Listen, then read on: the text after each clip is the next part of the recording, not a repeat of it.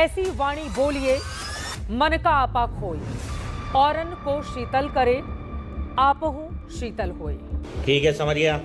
अनिरुद्धाचार्य के बयान पर महिलाएं आग बबूला हैं। मेरे बस में होता तो मैं इनका मुंह कालक से पोत देती। असली ज्ञान कथावाचकों के पास है या फिर संतों के पास?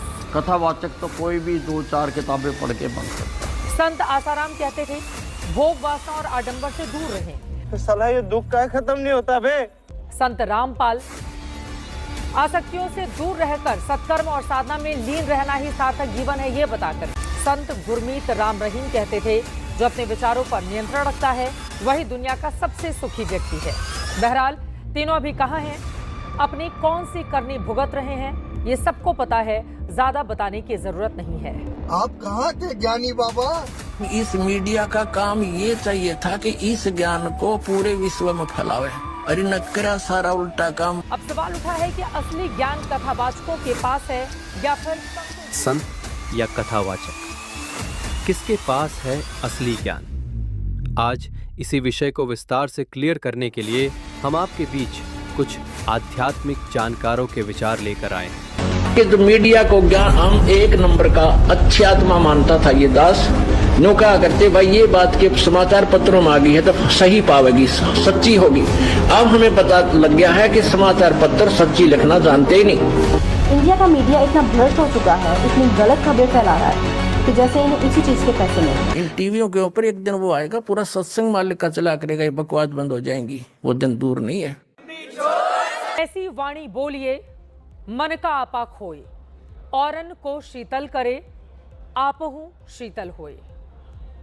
संत कबीर दास ने कहा था वाणी हमेशा ऐसी हो जो दूसरे को ठंडक दे और खुद को भी। लेकिन देश में कुछ दिनों से एक कथावाचक की वाणी ने विवादों की आग लगा रखी है।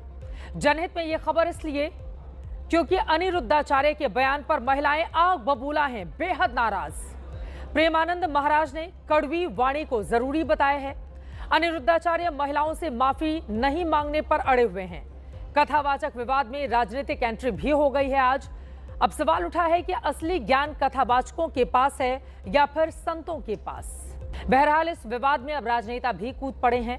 कल महिला कांग्रेस के अध्यक्ष अलका लांबा ने कहा कि मेरे वश में होता तो मैं अनिरुद्धाचार्य के मुंह पर कालिख पोत देती। आज हरियाणा के मंत्री अनिल विज ने कहा है कि लोग कथावाचकों को सुनते ही क्यों हैं, सिर्फ संतों को ही सुना करे क्योंकि वही रियल होते हैं, सच्चे होते हैं।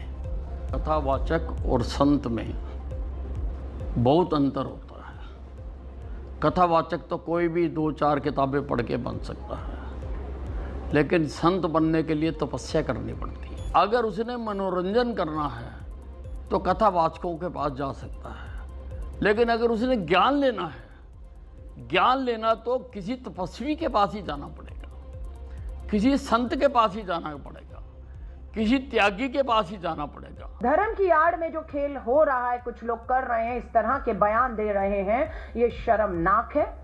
मेरे बस में होता तो मैं इनका मुंह कालक से पोत देती। अब वो कहेंगे कथावाचक हैं, गुरुजी हैं, अलका लांबा ने उनका मुंह कालिक से पोतने की बात की कि धार्मिक भावनाएं आहत की हैं।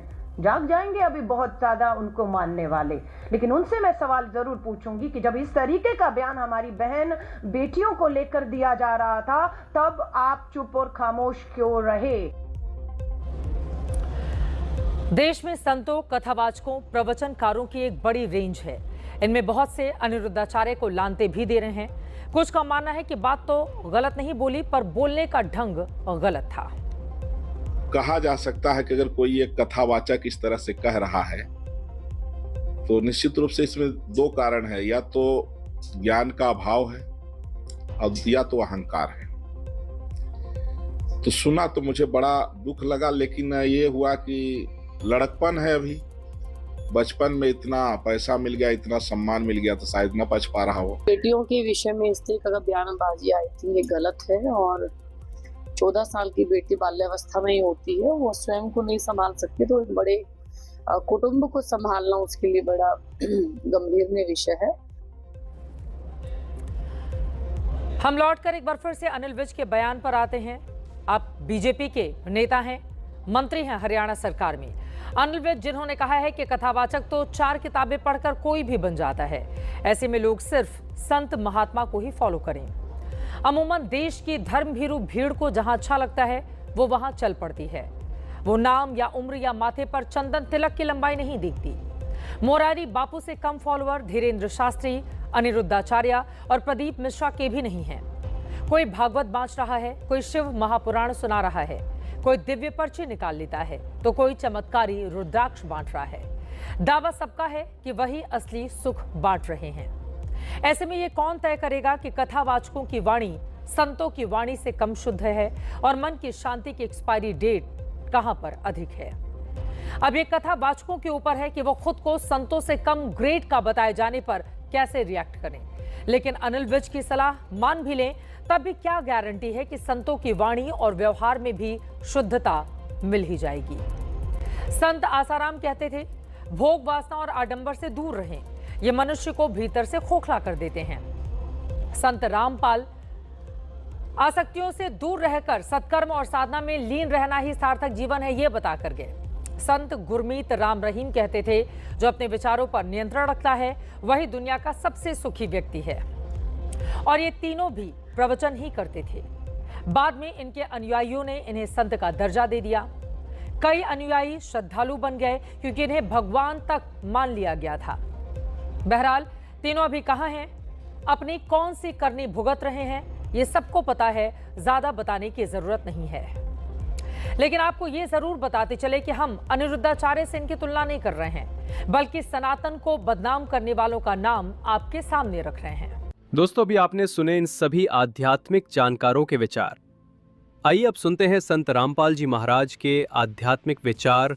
अब इस मीडिया का काम ये चाहिए था कि इस ज्ञान को पूरे विश्व में फैलावे और इसका असर होगा सब प्राणियों पे, और जो इसमें सहयोग देता उसको भी पुण्य होता है। अरे नकरा सारा उल्टा काम कर्म फोड़ दिया, अपने अपने भाग बिगाड़े और जनता को भगवान से दूर करने के ये महापापी हो गए। अब दास की प्रार्थना है कि पीछे हुआ सो हुआ, अब तो समाज जागना चाहिए। तो सौभाग्य आपका, आपको एक ज्ञान सुनने को मिला और धन्यवाद करा करो उस परम पिता भगवान कबीर साहिब का कि ये ज्ञान आप तक पहुंच चुका है। इस दास को पता है या मेरे साथ जब से लगे हैं आपके भाई बहन कितना संघर्ष करके आप तक ये ज्ञान पहुंचाया है। न ये काल के दूत, ये दुष्ट लोग इस ज्ञान को ऊपर नहीं आने दे रहे थे। 600 वर्ष पहले परमात्मा आकर चले गए क्योंकि हमारे पूर्वज अशिक्षित थे और इन दुष्ट लोगों ने हमारे तक वो परमात्मा का ज्ञान नहीं आने दिया। ये कह करके कबीर तो अशिक्षित है, ये ब्रह्मा विष्णु महेश की निंदा करता है, ये देवताओं की निंदा करता है, इसको मारो पत्थर, इसको भगा दो। और जब से इस दास पर दया हुई परमात्मा की, दास की नींद खुली और ये तत्व ज्ञान हुआ, उसी दिन से बेचैनी बन गई। जिसको समझाऊं उल्टा पड़े।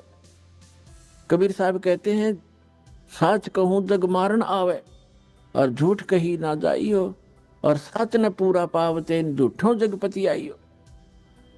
तो पुण्यात्मा, सन 1994 में परम पूज्य मेरे गुरुदेव जी ने नाम देने का आदेश दिया था।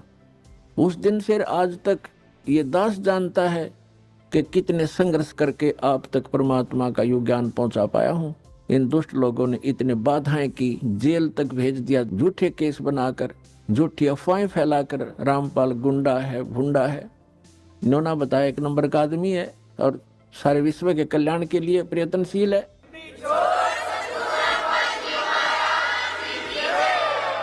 तो पुण्यात्माओं, आप सभी का कर्तव्य बनता है अपने बहन भाइयों तक ये ज्ञान पहुंचाने का। इस मार्ग के अंदर सबसे पहला आपको सहनशील बनना पड़ेगा, क्योंकि ये ऐसा ज्ञान है जो भी सुनता एक बार उसमें तूफान आता ही आता है।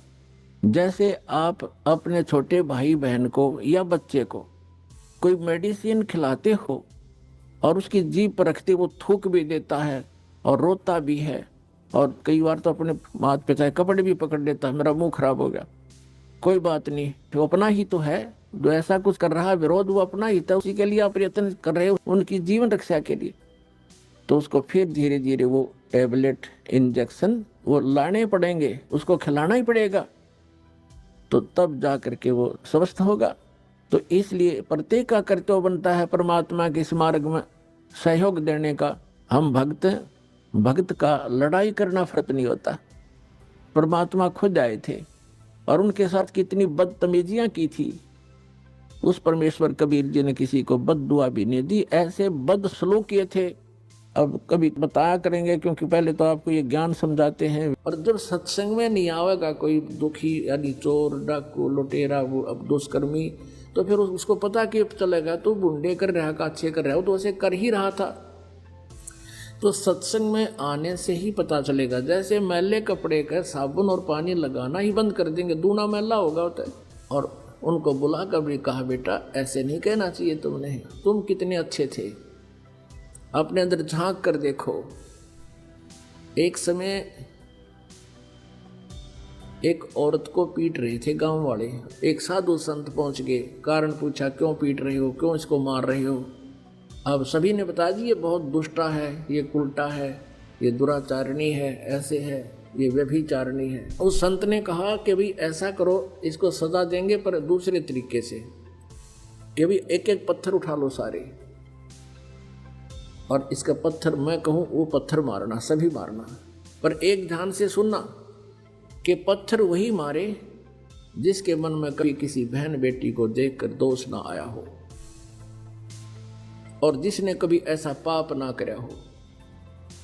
उस संत के बारे में ये बहुत वेल नोन थे कि इसने जब वचन काट दिए तो यो आपको बहुत कुछ दुख दे सकता है, सिद्धि वाला संत। अब सभी के हाथ से पत्थर गिर गए, वहीं पर कोई मारने की हिम्मत ना पड़ी। अब हमारे अंदर एक त्रुटि है, हम दूसरों का दोष देखकर उसको बहुत भला बुरा कह देते हैं और अपने को छुपा कर रखते हैं, और फिर हम समाज में इज्जत बनाए बैठे होते हैं। तो पुण्यात्माओं, परमात्मा ने हर तरह से ज्ञान दे दिया, पर वो बुद्धि भ्रष्ट मानने को नहीं, क्योंकि सुख हो गया था। और सुख में ये बकवाद दबाया करें। एक बार क्या हुआ, कबीर जी कहीं सत्संग कर रहे थे और एक वैश्या थी गणका, और उसने रात के समय ये परमात्मा की चर्चा सुनी, उसके कान खड़े हो गए। वह नहा धो के और उस अपने मकान के झांकी के सहारे बैठ गई, और बाहर से गेट लगा कर कुंडी ला दी अंदर से। शांति से उसने सुना भगवान की चर्चा। उसकी आत्मा ने धिक्कार दिया उसको कि मैं क्या कर रही हूँ, ओए मुझे करना के चाहिए था। मालिक ने 2 घंटे प्रवचन किए वहाँ पर ऊंची आवाज में। रात का समय, शांत मौसम, दूर तक आवाज आती है। लड़की ने उसी समय जाकर परमात्मा के चरणों में मत्था टेक दिया और कहा, प्रभु क्या मेरे जैसी नीच का भी उद्धार हो सकता है।